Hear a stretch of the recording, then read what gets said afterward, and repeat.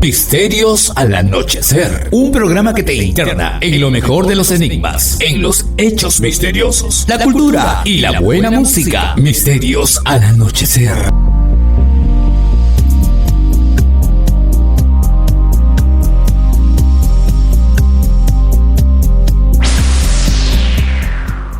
Amigos, ¿cómo están? Bienvenidos un fin de semana más a Misterios al Anochecer. Un saludo afectuoso tanto para quienes nos vienen ya siguiendo desde hace semanas o incluso meses, como también para quienes recién se integran, y aquí estoy hablando de una ciudad completa.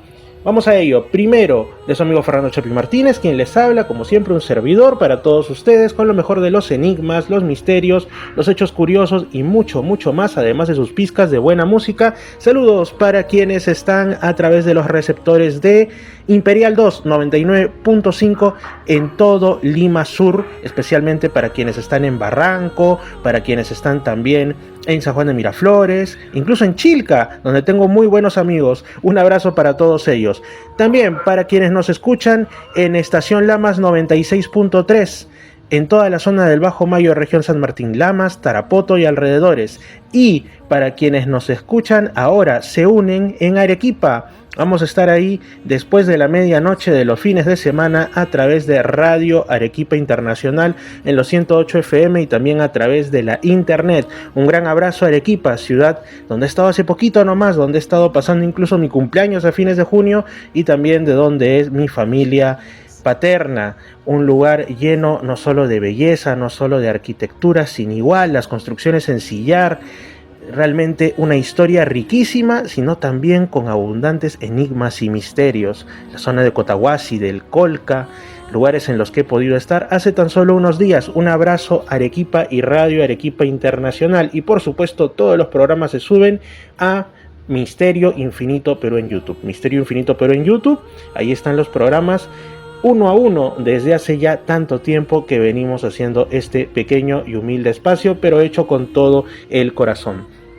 Hace poquito nada más hemos estado viviendo unas fechas importantes a nivel mundial. Y digo a nivel mundial porque cuando hablamos del 24 de junio nos estamos refiriendo, en el caso del Perú obviamente, antes se le llamaba Día del Indio, ahora se le llama Día del Campesino, pero también el Inti Raymi, esta festividad que fue puesta en escena ya desde hace algunas décadas como una reconstrucción de lo que se hacía en tiempos del Tahuantinsuyo y quizá incluso con variantes desde mucho antes. Se trata en el caso del hemisferio sur del solsticio de invierno, el día más largo, el día en el que parece como si el sol brillara menos, como si se estuviera alejando, y entonces las antiguas civilizaciones decían: tenemos que atarlo, tienes que estar aquí con nosotros, no te vayas.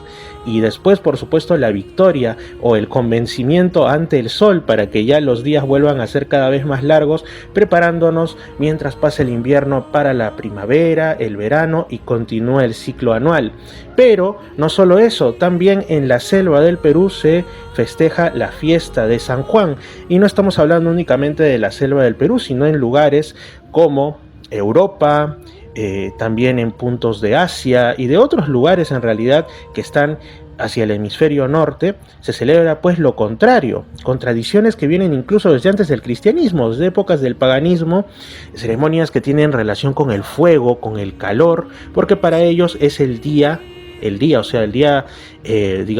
la fase de luz solar más con más horas del año, es el solsticio de verano. Para ellos es todo lo contrario, y a pesar de la cristianización, en otros casos de la islamización, independientemente de las religiones que después se hicieron mayoritarias en tal o cual punto, esas ceremonias ancestrales, quizá de celebrar o agradecer al sol por la vida que nos da, con sus rayos y todo ello, y sobre todo el verano, que es una de las estaciones en las que la gente se siente más feliz y que son más propicias para temas de agricultura, que es quizá a lo que el ser humano se ha dedicado durante más tiempo de su historia, pues aún se siguen realizando en esos lugares que están pues literalmente en el hemisferio contrario.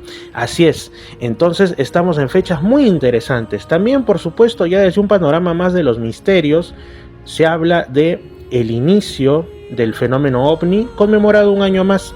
Para algunos la fecha central es el 24, justamente el 24, para algunos es el Día Mundial del Fenómeno OVNI, porque en tal día como ese, pero de 1947, el piloto Kenneth Arnold observa unas naves bastante extrañas, con una forma como de boomerang, que primero quizá él pensó que se trataba de un prototipo militar o algo así, sobre el monte Rainier en el noroeste de los Estados Unidos. Y de pronto después se da cuenta de que estaba frente a algo que no parecía de hechura humana. Posteriormente se acuñaría en base a eso por la prensa el término platillo volante, pero de eso vamos a hablar posteriormente. Y para otros, el inicio de esto se da un 2 de julio, o para otros un 3, un 4, la fecha no está del todo clara, en la zona de Roswell, Nuevo México, también en Estados Unidos, y también en 1947 con el supuesto choque o estrellamiento de unas naves que para algunos serían, y desde lo oficial, en caso hubieran pasado, decían que simplemente era un globo sonda o algo así, pero empezó todo este tema a medio camino entre quizá la ficción, la leyenda urbana, o quién sabe si con cosas de realidad, del estrellamiento de dos supuestas naves extraterrestres. Los que somos, pues, ya que estamos sobre los 30, entre 30 y 40 por ahí, y por supuesto los que tienen también más edad, recordarán que en los 90, una buena mañana, o no sé si tan buena para los que nos pegamos el susto de la vida, yo era niño, yo estaba en primaria viendo los noticiarios, pues de pronto pasaron un video en el que se decía que lo que se estaba observando era una especie de cuestión clasificada de exámenes de autopsia de un supuesto ser extraterrestre. Después nos dijeron que por unos detalles como lo que se veía ahí, un teléfono que no correspondía a la época, el cable y todo ello, pues se trataba en realidad de una ingeniosa y burda falsificación. Pero quién sabe, amigos, quién sabe. Desde ahí el tema Roswell, que había quedado medio dormido, estalló, no solamente en cuanto a los que les aficiona o investigan este misterio, sino también entre el público en general. Así que tenemos prácticamente un puente, por decirlo así, entre el 24 de junio y el 2 de julio, además del mismo año 1947, en que nace, según muchos, el tiempo actual, digamos la era actual del fenómeno OVNI.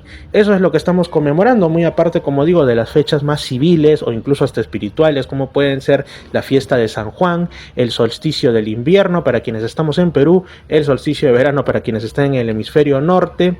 Y en realidad pues son fechas que nos hablan de historia, nos hablan quizá de los grandes temores, anhelos y curiosidades de la humanidad. Todo esto no solamente es entonces misterio, no solamente es creencia y espiritualidad, es también cultura. Y bueno, vamos con una entrevista que justamente cuando estuve por Arequipa le hice al escritor Pablo Nicoli Segura. Él es autor, como ahí también lo va a decir a continuación, de un libro sobre casas encantadas, enigmas, leyendas y otros misterios de Arequipa. Un libro que yo literalmente devoré de inicio a final y que se los recomiendo. Vamos con esa entrevista.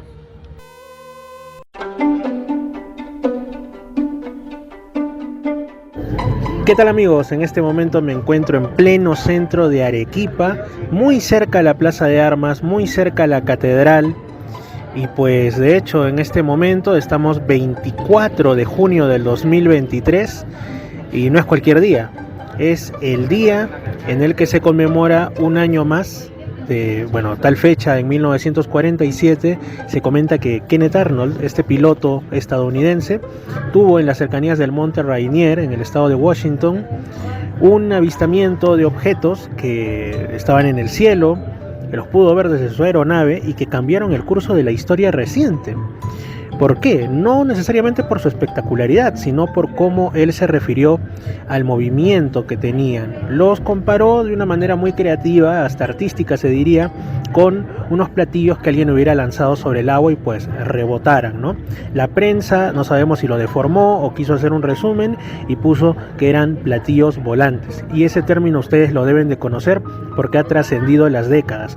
Ahora se ha dado el tema de que antes se llamaba objetos voladores no identificados simplemente a todo lo que uno observaba, valga la redundancia, en lo alto, en el cielo, y por ahí que no sabía su origen, no sabía su pretensión en caso la tuviera, pero ya es como que ambos términos han hecho una fusión y cuando alguien dice OVNI, las siglas, muchos se ponen a pensar, una nave de otro mundo, cuando no es necesariamente eso, pero se comprende la potencia del mensaje de lo que vio Kenneth Arnold en ese lejano 24 de junio de 1947. Estoy seguro que ni él se imaginó lo que ha sido todo esto que ha venido después, el surgimiento propiamente de lo que ahora hasta se denomina ovnilogía o ufología, y hoy estamos aquí, como digo, en Arequipa, y estoy en compañía de una persona que ha estado también ligada al mundo del misterio y continúa, por supuesto, porque tiene libros como el de Casas Encantadas, Enigmas y Lugares de Culto en Arequipa.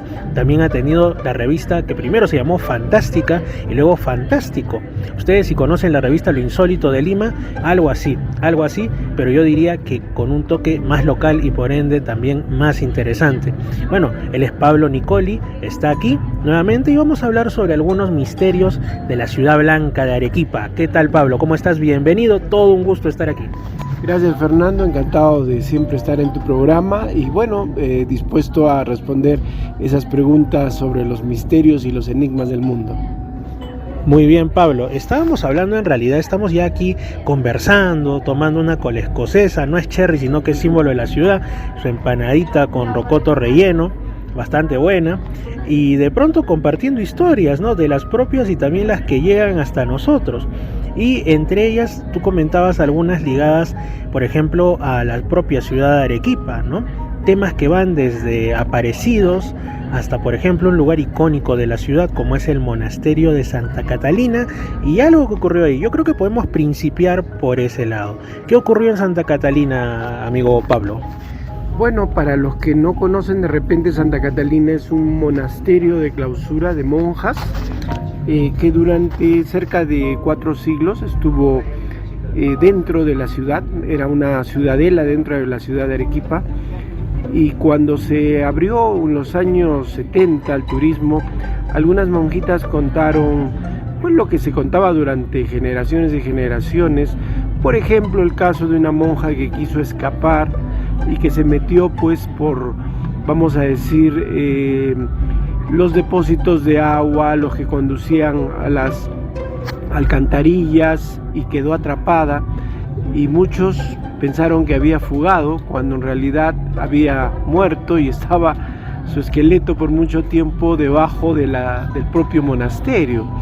También otras historias en las que, por ejemplo, una escoba barría sin que nadie aparentemente la estuviera, o nadie vivo, ¿no?, la estuviera conduciendo, ¿no? Veían a la escoba barrer muy temprano por el monasterio, probablemente alguna hermana ya fallecida que era pues cómplice de esa limpieza, y que otras hermanas más modernas podían ver todavía barriendo, pero como digo, solo la escoba. Y así en Arequipa creo que no solo el monasterio de Santa Catalina, sino también el de Santa Teresa guarda otras cosas interesantes, como la famosa monja quemada, que fue una monja que se fugó del convento gracias a unas lecturas de una monja de Salamanca, de España, que también hizo lo mismo, que consiguió el cuerpo de una india, en este caso la de Arequipa, le puso sus hábitos y le roció, o mejor dicho, le prendió fuego al cuerpo, haciendo de pensar de que era ella, y con ayuda de la portera pudo escapar del monasterio para que nadie sospechara y pensaran que había muerto. Claro, esto se supo después, cuando tuvo que cobrar una herencia unos años después, ¿no?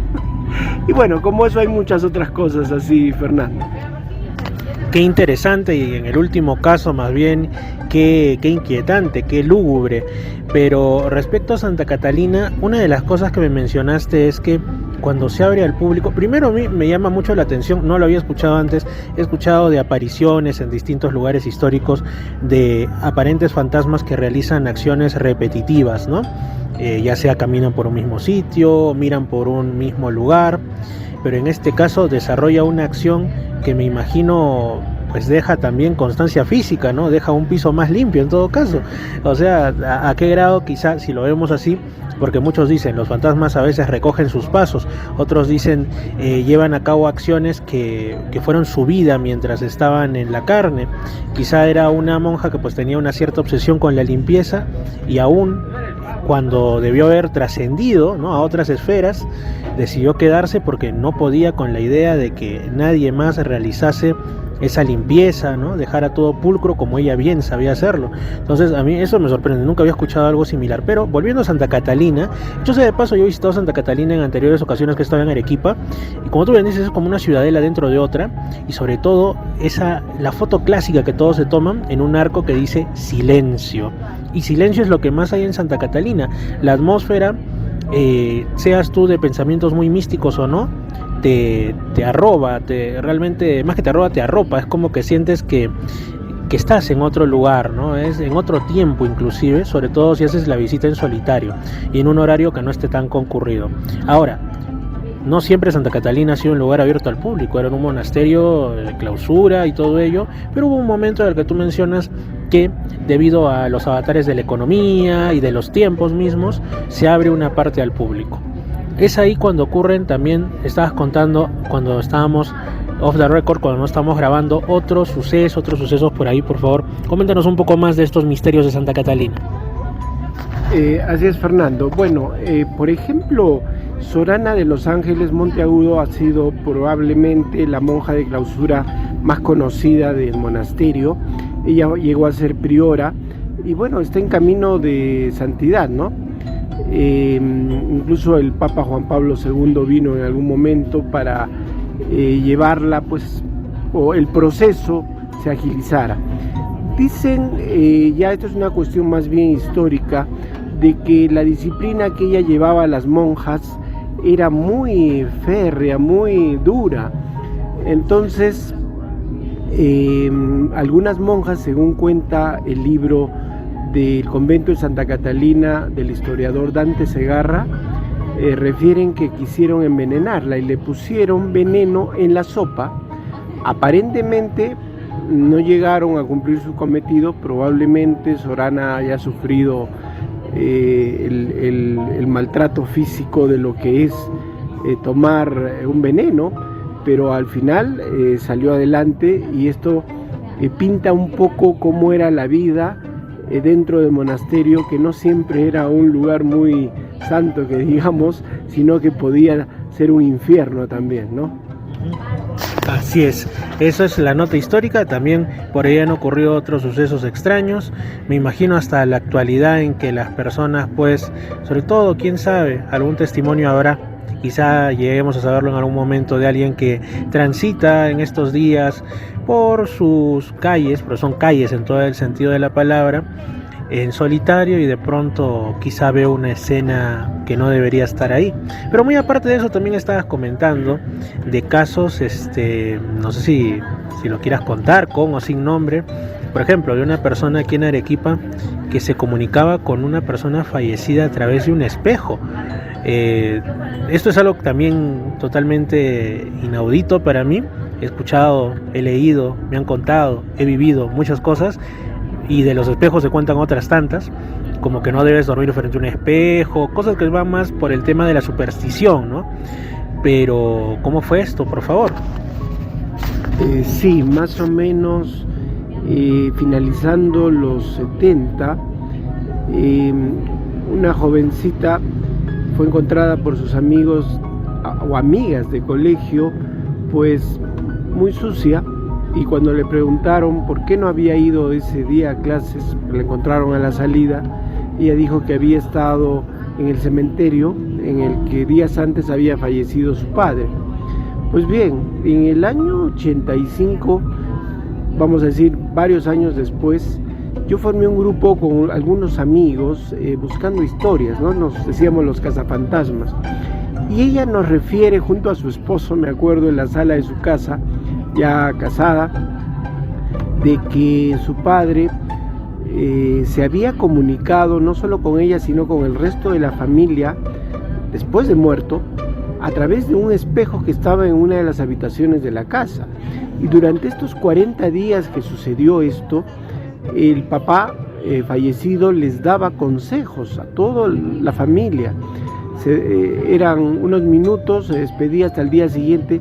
Finalmente esto termina al día 40, cuando les dice la persona fallecida, el padre, de que ya tiene que irse, de alguna manera los bendice y se va, ¿no? Y esto nos los contó de primera mano ella, solo voy a decir su nombre, Cecilia, y que explica un poco lo que le pasó a estas amigas que la encontraron alguna vez como parte de lo que es lo paranormal y, como tú dices, no siempre tan recurrente, ¿no? Como es esto de que un espíritu se comunique a través de un espejo. Sí, como digo, Arequipa sorprende al turista, sorprende al investigador, al recopilador, al escritor, a todos sorprende. No solamente por la arquitectura, no solamente por la historia, sino incluso por lo paranormal, por lo misterioso en definitiva. Y justamente aquí Pablo ha tenido la gentileza de entregarme, yo le agradezco mucho, varios ejemplares de la revista Fantástica, como digo, que después fue Fantástico, y también el libro Casas Encantadas, Enigmas y Lugares de Culto en Arequipa, que pues definitivamente lo voy a devorar en los siguientes días, o quizá no dure ni un día en que lo termine, porque se ve que hay historias que así a vuelo de pájaro lo he ojeado rápidamente, valga la redundancia, y definitivamente se ve que el contenido está muy bueno. Quizá podamos cerrar contándonos un par de historias. Si quieres, pueden estar en el libro o pueden ser extra libro, ¿no? Que te parezcan representativas o interesantes del misterio de la ciudad de Arequipa. Bueno, mira, claro, este libro forma parte de algunos otros que yo he publicado sobre Arequipa, sus misterios. Y aquí en Arequipa hay una, vamos a decir, una especie de leyenda muy conocida que se llama Mónica. Mónica es una joven que, muy pálida, que va detrás de los jóvenes en las fiestas, los enamora y luego se hace llevar a casa. Acá la versión de leyenda es moderna, de los años 70. La llevan en su moto, le prestan una casaca de cuero a Mónica porque ella está con vestido, pero no ha llevado algo con que abrigarse, la noche es fría. Y finalmente se hace dejar por un lugar cercano a lo que aquí es el cementerio general, conocido como La Pacheta. Pero claro, el joven regresa al día siguiente por su casaca y se entera que Mónica está fallecida pues más tiempo, más de un año, vamos a decir, y son los propios padres, en otras versiones los abuelos de Mónica, quienes le confirman esto cuando llevan al joven al cementerio La Pacheta y encuentran sobre una tumba que dice Mónica, el apellido, bueno, no se consigna, la casaca de cuero sobre la cruz que está en esa tumba, ¿no? Bueno, esta leyenda es la más conocida de Arequipa. Mónica la condenada también le dicen. Yo lo curioso es que veo y me doy cuenta que la mayoría de leyendas que se cuentan, no solo en Arequipa, en el Perú y en Latinoamérica, incluido México, que tiene gran número de leyendas, provienen la gran mayoría de España. Y Mónica, por ejemplo, se contaba hace 4 siglos en la ciudad de Toledo como la dama de los ojos sin brillo, la misma versión, pero no moderna, sino que en vez de moto era un carruaje, en vez de casaca de cuero una capa y espada. Pero sin embargo esto se replica muchas veces en otros lugares, en este caso en el Nuevo Mundo, en Arequipa, y la gente cree que esto ha sucedido así en algún momento, ¿no? Lo cierto es que Mónica con otros nombres se cuenta también en Buenos Aires, como la Dama de Blanco, en Uruguay como Alicia del Buceo, e incluso en un estado de Nueva York como La Flor del Despliego. Salió publicado en Selecciones. Es hace muchos años, en la década de los 60. Todos cuentan la misma versión, pero en su ciudad y en distinto tiempo, ¿no? Eso me parece curioso. Sí, sobre todo porque hay dos posibilidades, bueno, poniéndolo de una manera muy simplificada, ¿no? O que se trata de una maravillosa muestra de cómo la tradición oral pervive a través de los siglos, con matices, cambian los ropajes, cambian los medios de transporte en este caso, pero sigue siendo lo mismo, porque quizá impresiona tanto a las personas que dicen, no, yo la voy a contar, pero no puedo contar pues en el siglo XVIII o XX de un carruaje, entonces voy a cambiarle. Ahora es una moto, en otros lugares es un auto, porque es a veces la historia de la chica de la autopista, como también le llaman, ¿no? Haciendo autostop y que la llevan, y es una historia muy muy conocida a nivel mundial, quizá también, como digo, en otras zonas idiomáticas, como en el caso de Nueva York, con lo que has contado. Y la otra posibilidad es que se traten de fenómenos más o menos reales, pero que están, como en el caso, dicen algunos, de las apariciones marianas, dicen otros del fenómeno ovni, que pueden ser los antiguos duendes o seres feéricos, toman el ropaje de los nuevos tiempos. Ahora, ¿qué es lo que pretenden? ¿Cuál es su verdadera naturaleza? Eso ya son otros 20 pesos, como dice un amigo, eso ya es materia de otro asunto, no lo sabemos. Esa es una. ¿Alguna otra leyenda de aquí, de Arequipa, o quizá incluso algún caso personal? Tú has contado en el programa anteriormente lo que yo di en llamar la cachetada fantasma o la cachetada espectral que te ocurrió, pero algún otro caso extraño que te haya ocurrido a ti o de la ciudad de Arequipa, el que prefieras. Bueno, es uno que te conté fuera de grabación, y es el caso de mi mamá, ¿no? Que ella estuvo enferma de cáncer, y entonces yo viajaba mucho a la ciudad de Arica, y ahí había una persona que estaba de moda, una especie de medium llamada la hermana Sara, y si uno le hacía un pago, le llevaba una foto, ella daba disposiciones como para que la persona enferma recibiera unos supuestos espíritus que en vida fueron médicos y que iban a curar en 2 o 3 sesiones a la persona, ¿no? De esto hablo más o menos por los años 80 o 90. Y bueno, así fue. Lo curioso que me pasó aquella vez que yo regreso de viaje de noche, que me abre la persona que atendía la casa y se va a su cuarto, y yo entro solo. Sin embargo, esta persona que estaba en su cuarto escucha que entró toda una comitiva de gente hablando, la cual yo no escuché, pero alrededor mío. Escuchó también que se lavaban las manos en el caño que estaba al lado de la habitación, y luego se metieron a la casa. Esto lo supe claro al día siguiente, porque yo me fui a dormir en realidad. Dentro de la habitación de mi mamá ya esperaba ella con unas sábanas blancas en una cama. Ella estaba dormida, pero una amiga que la cuidaba sintió como un ruido en el centro de la habitación, en la oscuridad, como una tijera que se caía, y luego seguía curioseando y tratando de ver si pasaba algo, y siente como que le pican en el brazo, como una inyección, y se duerme. Y bueno, esta historia termina en que mi mamá se asustó porque algunos amigos de su grupo espiritual de la iglesia le dijeron que no, que esas cosas estaban mal, que era una factura que le iba a pasar el diablo o el demonio, y que no hiciera eso. Se asustó y ya no lo volvió a hacer. Mi mamá falleció de cáncer efectivamente a los años, pero no deja de ser algo curioso porque hubieron implícitas en esta historia varias personas que son las que he referido. Así es, esto me hace recordar esos otros casos también décadas atrás, y hasta ahora hay quien dice, ¿no?, de estos ya quizá con un poco menos de promoción, bastante más discretas personas que tienen algún tipo de contacto con algún tipo de entidad, que para muchos se trata de seres desencarnados, han sido humanos. Me acuerdo en Brasil era José Arigó, o Che Arigó, como también lo conocían, que contactaba con un tal doctor Fritz, que supuestamente él entraba en trance, el doctor Fritz operaba a través de él, el paciente no sentía ningún dolor, nada, a veces ni sangraba, y de pronto quedaba restablecido y no cobraba nada, ¿no? O cosas así. También otros casos un poquito más extraños que implican rituales de por medio, etcétera, que incluso aquí en Perú se han escuchado, pero que ya son materia de otras cosas. Muchas gracias, Pablo, por esta conversación, digamos grabada, no es tan larga, en persona estamos conversando mucho más inextenso. ¿Algo con lo que quisieras cerrar esta intervención, amigo? Sí, bueno, agradecerte como siempre la entrevista, para tu buen programa, y simplemente hacer algo, reflexionar algo que yo siempre he pensado. En Arequipa siempre ha habido una tradición muy grande de cosas sobrenaturales, sobre todo con respecto a fantasmas, espíritus.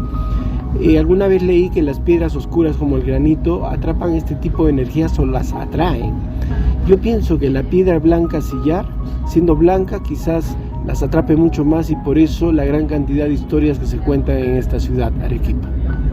Muchas gracias, Pablo. Sí, es que en verdad cuando tú vienes acá ves iglesias, ves calles, ves mucho. También hay la ruta del sillar, es una piedra muy abundante y muy característica, y de ahí le viene el apelativo de Ciudad Blanca, ¿no? Además también me imagino por las nieves perpetuas que se ven de los volcanes que la circundan. Así es, amigos, esta ha sido, como digo, una conversación, como yo siempre suelo mencionar, más una conversación que una entrevista, que suena tan frío, suena tan lejano, tan incluso sincronizado y demás, que he tenido aquí con Pablo Nicoli. Como digo, él es autor, entre muchos otros libros, de Casas Encantadas, Enigmas y Lugares de Culto en Arequipa. También ha tenido en su tiempo la revista Fantástica o Fantástico, que me ha tenido bien obsequiar, y también ya les estaré compartiendo algunas fotos seguramente en el Instagram de Misterio Infinito Perú, en mi Instagram personal, y seguramente también en YouTube en Misterio Infinito Perú. Fuerte abrazo y pues saludos a los que nos escuchan a través de las radios FM. Síguenos también en YouTube, Facebook e Instagram como Misterio Infinito Perú, y en Spotify como Reflexiones y Misterios con Fernando. Les había hablado al inicio del programa de las fechas que estamos conmemorando, sobre todo aquellos a los que nos interesa la cuestión del misterio, ¿no? Vamos a hablar de ello un poco más a profundidad, y vamos también a indagar brevemente sobre el hecho de que no se trata de que el fenómeno ovni como tal, o de que los avistamientos en los cielos de tipo extraño se restrinjan a este periodo entre 1947 y el presente, sino que desde mucho antes ya se hablaba de presuntas aeronaves o de fenómenos extraños en el cielo que parecían tener algún tipo de relación con tecnología no habitual, digámosle así, humana, no humana. Ya esos son otros caminos por los que nos llevaría el pensamiento, pero digamos que encuentros con cosillas por ahí que no eran tan habituales y que parecían venir de lo alto, ya se han dado a través de los siglos, están plasmadas en leyendas, en mitos, incluso en religiones de la humanidad, pero en el 47 es cuando ya se le pone platillo volante, y por supuesto se empieza a levantar casi como si fuera, bueno, en realidad es hegemónica hasta ahora, la hipótesis del origen extraterrestre o por lo menos no humano de estas cuestiones. Para esto tenemos a Albert Rosales desde Miami, quien siempre nos acompaña con algún caso interesante. Él tiene un grupo en Facebook de Humanoids, y bueno, ese es el nombre del grupo, donde él trata sobre extraños fenómenos ligados por supuesto a humanoides de procedencia no muy clara, casos que van desde el Yeti, el Pie Grande, el Sasquatch, criptozoología, hasta cuestiones en las que están involucrados los famosos visitantes de dormitorio, que para algunos podrían estar más enmarcados en el ámbito de las cuestiones espirituales negativas o de lo paranormal, y por supuesto los clásicos visitantes que parecen provenir de otras esferas del cosmos. Vamos con Álvaro Rosales, con quien hemos charlado sobre no solamente estas fechas de Roswell o del incidente de Kenneth Arnold, sino también cosillas que pasaron antes, sucesos que ocurrieron con anterioridad a ese año 47 y que nos hablan igual, como si fueran un preludio de lo que ahora llamamos la era moderna del fenómeno ovni. En conexión telefónica con el investigador Albert Rosales desde Miami. Ya lo conocen ustedes si es que son seguidores asiduos de este humilde espacio.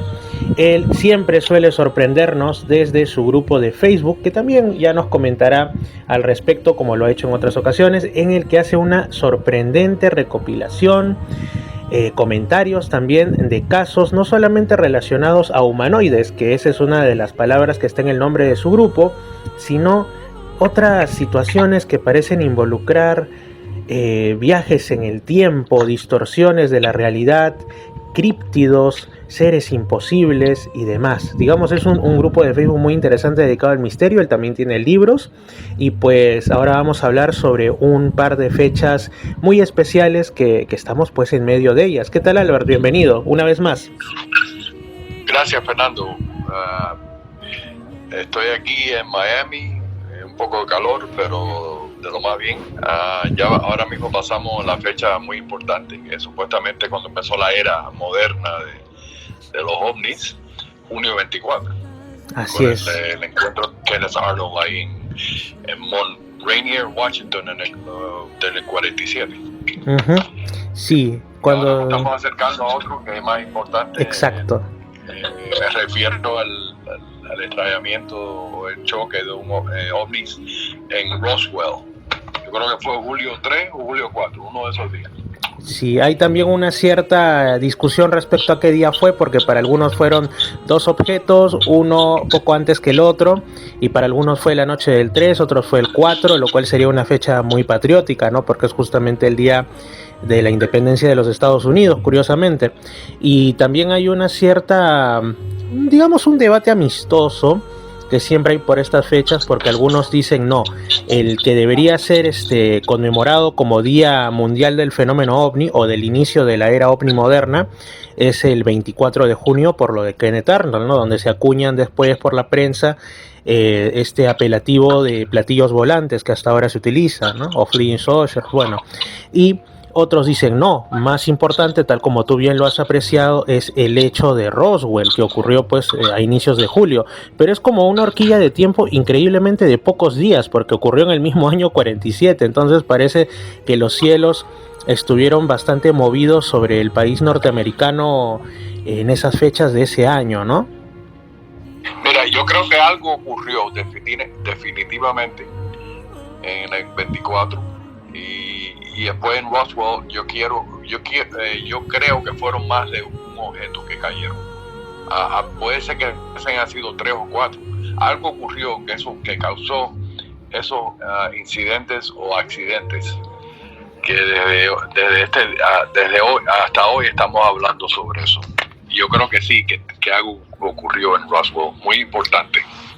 Sí, de hecho había algunas teorías sobre por qué pudo haberse dado la caída, ¿no?, de este objeto. Para algunos podía haber sido incluso por algún tipo de experimentación militar que quizá interfirió en los sabe Dios qué sistemas de propulsión o de navegación de estos objetos y cayeron a tierra. Es una de las muchas hipótesis que se barajan.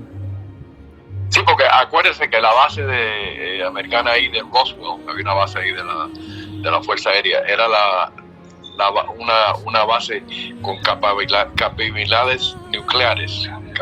En ese tiempo no había muchas de esas bases, pero esa base ahí, coincidencia o no sé, pero eran capacidades nucleares, tenía esa base.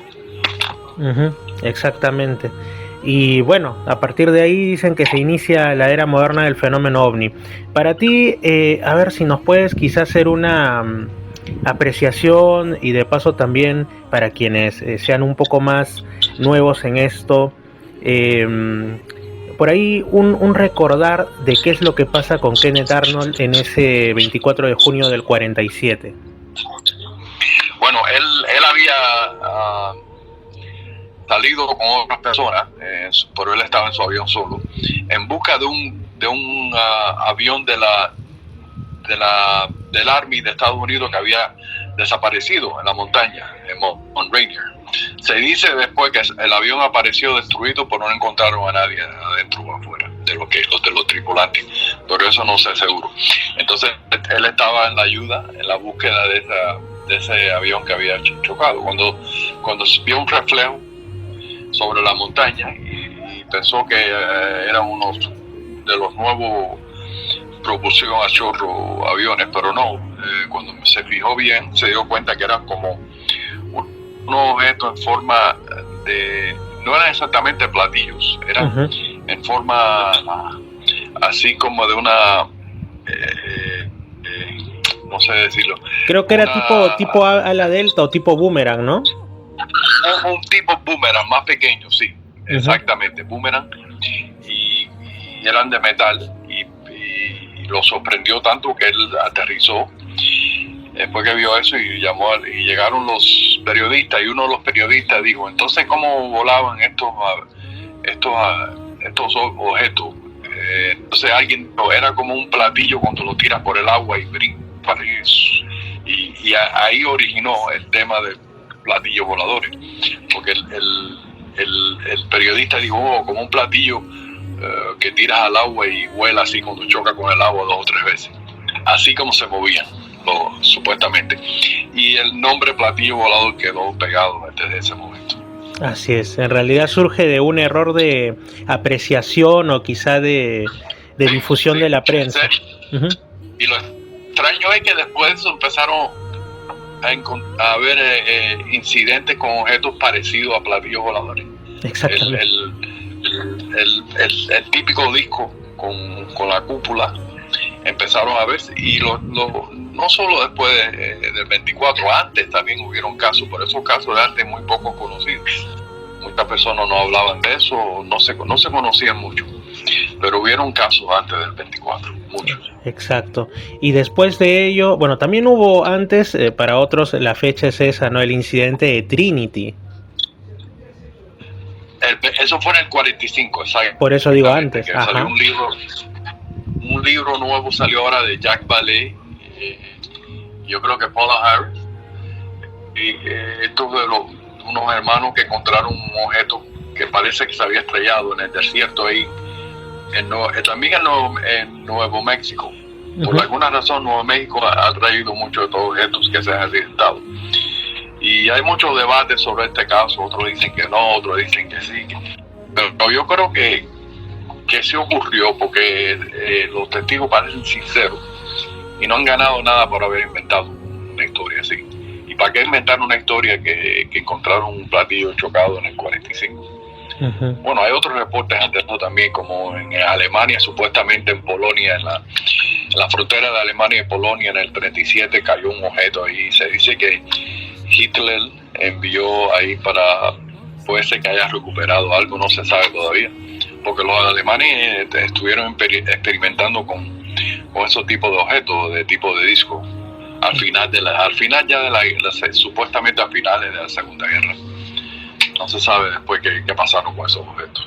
Claro, algo de la famosa ingeniería inversa, y por ahí también hay algunos que para algunos son mitos y para otros son realidades no muy bien conocidas, como este objeto que le llamaban la campana de Kecksburg o algo así, ¿no?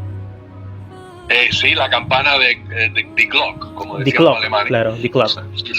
Sí, supuestamente fue un objeto que los nazis o los alemanes inventaron, que usaba magnetismo y ¿qué más? Y yo creo que mercurio o algo así que lo proporcionaba, y parece que este objeto fue un suceso, pero no se sabe qué fue lo que pasó con el objeto, sabe Dios. Pero fue en Kecksburg en el 65, hubo el famoso el choque con un ovni muy parecido a la campana alemana, Die Glock, muy parecido, ¿verdad? Sí. Si uno mira los dibujos del objeto. Sí, por lo cual es un tanto sospechoso, como quien diría, parece que la investigación acabó, gracias a Dios, la guerra, pero lo que no acabó, sino que más bien se metió en las sombras, ¿no? En las sombras de esas cosas, esos acuerdos que siempre están alejados del público, que ocurren entre las potencias, tanto las vencedoras como las que pierden después de las guerras, ¿no? Uno ve pues el movimiento político más externo, pero al parecer esos experimentos que habrían estado haciendo los alemanes pasaron en realidad a continuarse del lado de los vencedores, ¿no? Entonces, quién sabe a qué se puede haber llegado con todo ello, incluso a día de hoy, y quién sabe también si mucho de lo que se ve en los cielos no sea extraterreno, sino más bien prueba de una tecnología que se avanza, sí, pero desde lo oculto. Ingeniería reversa, como mencionaste. Muchos de los científicos alemanes nazis que estaban trabajando en este proyectos de los misiles y de Glock y los otros, lo trajeron a Estados Unidos. No lo arrestaron, lo trajeron a Estados Unidos para que trabajaran. Por eso después el jefe de la NASA fue Von Braun, claro. Fue un nazi durante la Segunda Guerra Mundial. Y de pronto él fue el jefe de la NASA en los 60, 70. Justamente en los tiempos en los que se produce también el programa Apolo. En la Luna, exacto. Apolo, sí. Japón. Sí, qué interesante, ¿no? Esas cosas que a veces no las cuentan tanto en los libros de historia o les dan un apartado muy chiquito para evitar elucubraciones, sí. Así es, Albert. Entonces, han sido muchas cosas. Desde tu punto de vista de la investigación, ¿cuál es el caso más antiguo o uno de los más antiguos de fenómeno ovni con presencia de objetos y todo esto que tú recuerdes de los muchísimos miles que has recopilado? ¿Alguno que te venga a la mente? Bueno, un reporte que indique un objeto tipo disco. O en general, un objeto anómalo en el cielo reportado. Bueno, es que hay tanto, pero hay muchos que, como antes, eran interpretados diferentemente. Las personas veían luces o esto y le decían que eran diablos, demonios, ángeles, lo que sea. Pero han surgido casos, por ejemplo, me acuerdo de un caso que ocurrió en Turquía en el 1898. Uh-huh. Este caso lo investigó un investigador turco, que yo tuve correspondencia. No me acuerdo el nombre del lugar, pero fue en el 1898. Una testigo se asomó en la ventana de su casa y vio en un terreno baldío cerca de su casa aterrizar una nave que ella dice que parecía una campana. Muy interesante. Uh-huh. Estábamos hablando del D-Glock. Y de la campana dice que salieron dos personas muy altas, vestidos con parece con cosas plateadas de metal, que caminaron alrededor y después entraron y se fueron.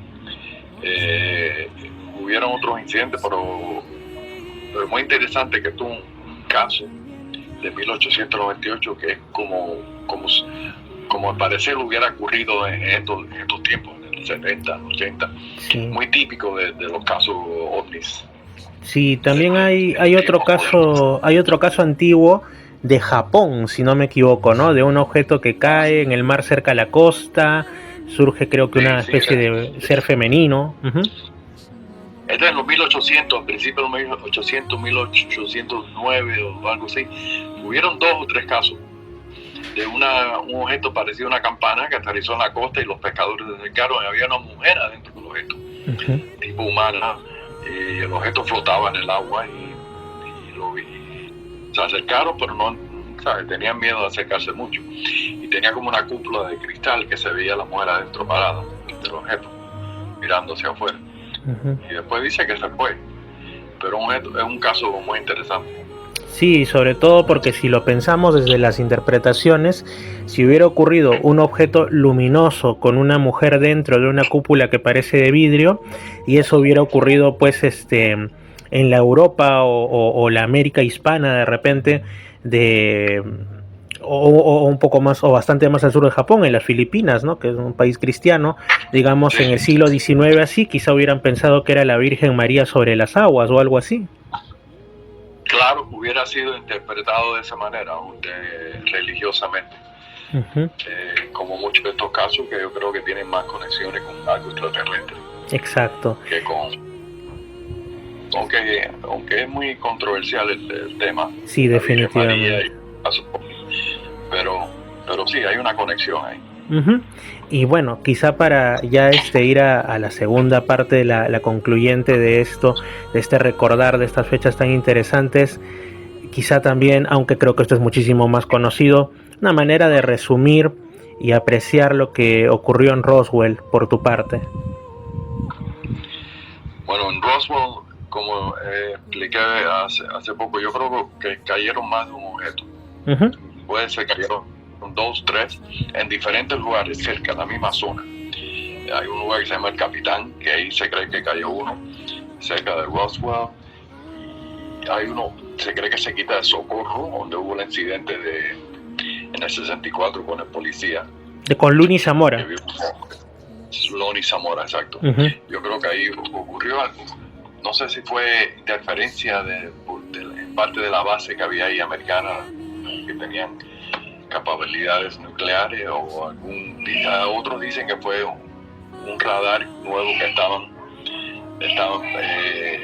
practicando o algo con nueva tecnología, y ocurrió algo uh-huh. que hizo que estos objetos cayeran. Uh-huh.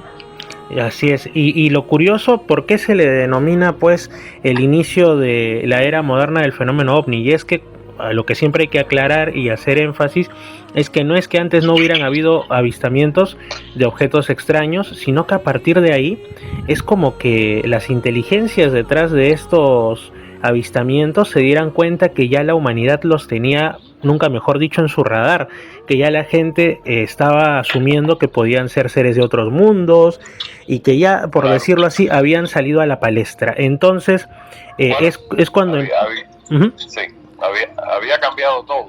2 años antes habían explotado las primeras armas, las bombas nucleares. Esto yo creo que le atrajo la atención a alguien Exacto. en otros lugares.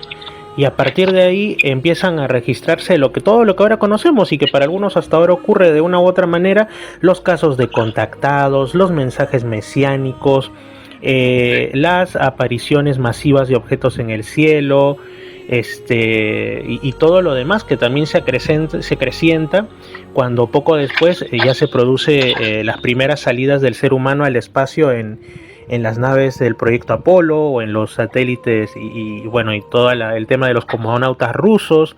Entonces parece que estas inteligencias se inquietan, ¿no? Porque dicen, estos que hasta hace poco andaban a caballo, ahora ya están quizá acercándose demasiado, ¿no? Y entonces ahí es cuando empieza todo. Y por supuesto el tema de la ingeniería nuclear, que también es algo que muchos contactados dicen que por esas épocas los seres de otros mundos les decían que la humanidad corría grave peligro y que por favor dejen de utilizar eso.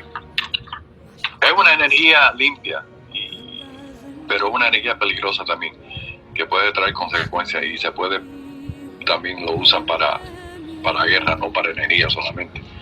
Y ese es el problema que tenemos hoy en día. Sí, exactamente. El problema no es la energía nuclear, el problema es el uso y quizá la falta de madurez de la especie humana para aquello que le podría dar más bien mucho desarrollo y mucha tranquilidad, ¿no? Es ni modo así. Sí. Muchas gracias, correcto, Albert. Muchas gracias por haber estado en esta intervención en el programa de hoy.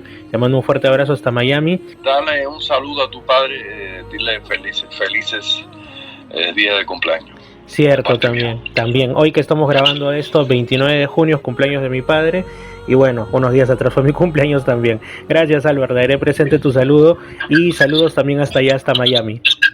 Gracias. Abrazo entonces. Saludos. Nosotros continuamos en Misterios al Anochecer.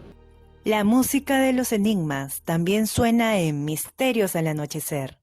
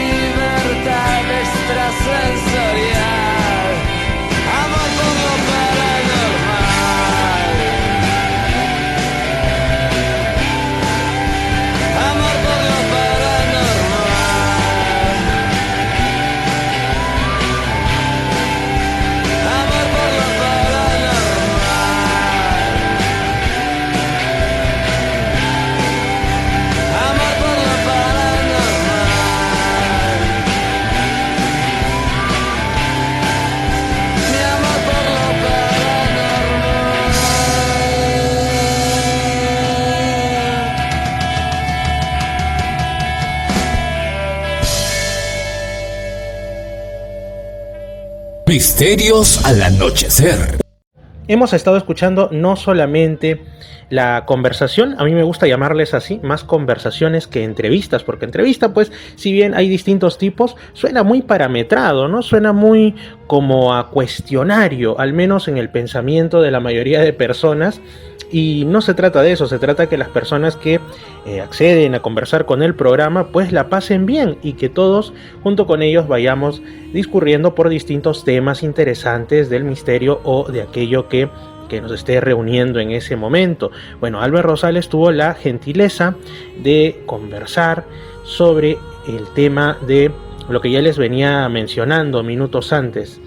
Un año más que se conmemora el inicio de la era moderna del fenómeno ovni. Pero también hemos escuchado algo de música, porque en el programa también hay eso, lo digo sobre todo para quienes recién se unen. Amor por lo paranormal, un temazo de la ya desaparecida banda gallega, banda española Ectoplasma. Porque también, aunque hay que buscarla bastante, hay música ligada a una de las cosas que más ha fascinado y tanto más hoy a la humanidad, el misterio, lo inexplicable, que no siempre tiene que ser pues algo tomado con una solemnidad, con una seriedad excesiva.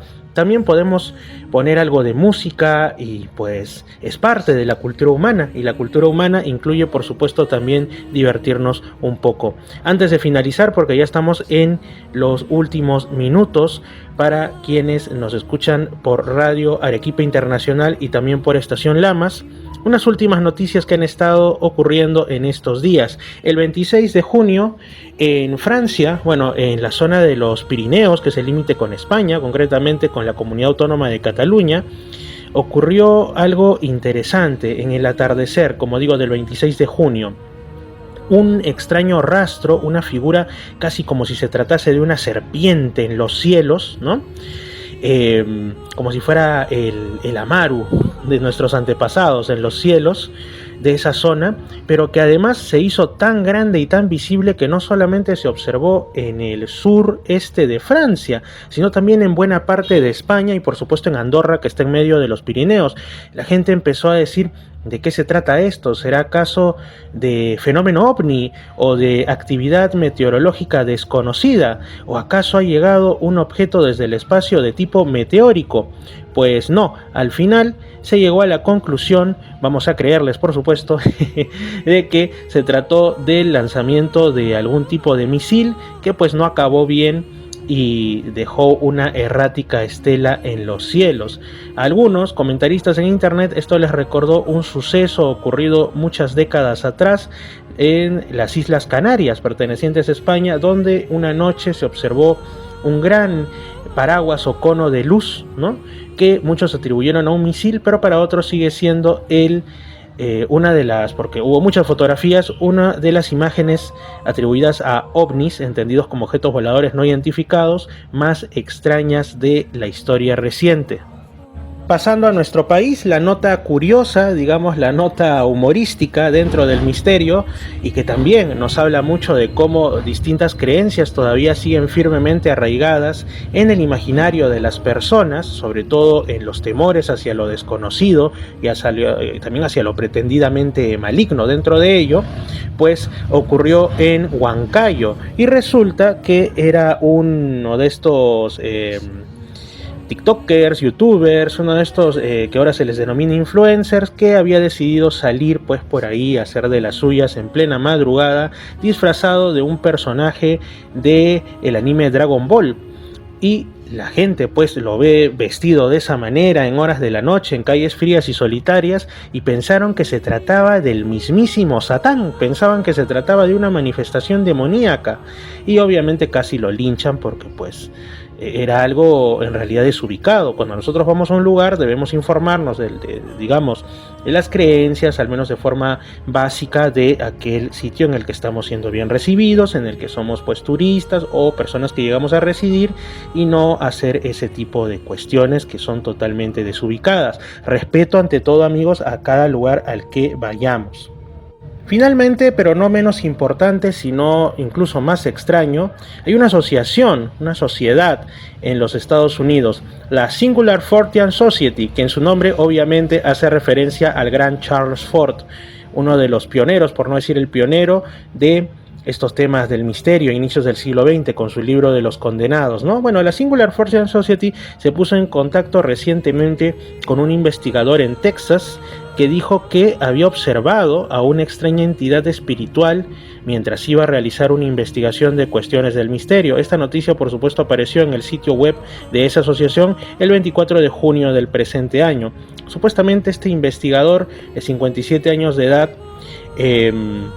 conducía pues por una carretera de Texas, y esto ocurrió el 27 de mayo, según dicen, aunque recién lo reportó a eso de las 11:30 de la noche, como pues cualquier otro día, y de pronto vio una cuestión extraña, como si fuera un cuadrado oscuro, un cuadrado totalmente negro, más negro que la propia noche, como de no demasiado grande tamaño, pero moviéndose a través del camino, moviéndose de una manera muy extraña, como si un cuadrado, una entidad geométrica de otra dimensión, estuviera pues arrastrándose, como que no era un ser con brazos ni piernas ni humanoide, pero era como si sus esquinas se estiraran para, entre comillas, movilizarse o caminar. Parecía esto salido de algún tipo de videojuego o de película de realidades alternativas o de una dimensión que desconocemos. Y su acompañante, el acompañante de esta persona, un amigo suyo, dice que afirma haber visto otro ser extraño de apariencia geométrica también, bueno, en este caso como si fuera una esfera o un círculo en el lado opuesto de la carretera, y pensó en un primer momento que se trataría de algún animal, quizá un cerdo, pero desapareció misteriosamente. Y bueno, lo que pasa es que ellos atribuyeron esto a un tema quizá de brujería o de hechicería, porque al parecer habían tenido una experiencia de ese tipo en un tiempo relativamente cercano, ¿no? Entonces ellos lo interpretaron como unas entidades espirituales malignas, pero quién sabe si pudo haberse tratado en realidad, digamos, de... no sé, quizá estaban muy condicionados, y también la oscuridad de la noche, o en todo caso, si es que se trataba de seres reales, seres de algún otro plano existencial, donde quizá los seres no tienen la misma conformación que nosotros, ¿no? Con cabeza, tronco y extremidades, sino algo mucho más sencillo, entre comillas, figuras geométricas. Tan amplio es nuestro universo, tan amplios serán otros universos, que hay cabida para todo tipo de ideas que podrían ser reales y no solamente en nuestras más variadas imaginaciones. Amigos, hemos llegado a la parte final de Misterios al Anochecer. Quiero mandarles un fuerte abrazo y un gran saludo a quienes nos escuchan en Estación Lamas 96.3, Lamas y Tarapoto y todo el Bajo Mayo, región San Martín. Quienes se han unido desde Arequipa 108 FM, Radio Arequipa Internacional, y por supuesto a mis queridos amigos de mi ciudad natal, Lima, Imperial 2, en toda Lima Sur 99.5. Un fuerte abrazo y conmigo será hasta el siguiente programa. Chao, nos vemos en Misterios al Anochecer. Misterios al Anochecer, un programa que te interna en lo mejor de los enigmas, en los hechos misteriosos, la cultura y la buena música. Misterios al Anochecer. Síguenos también en YouTube, Facebook e Instagram como Misterio Infinito Perú.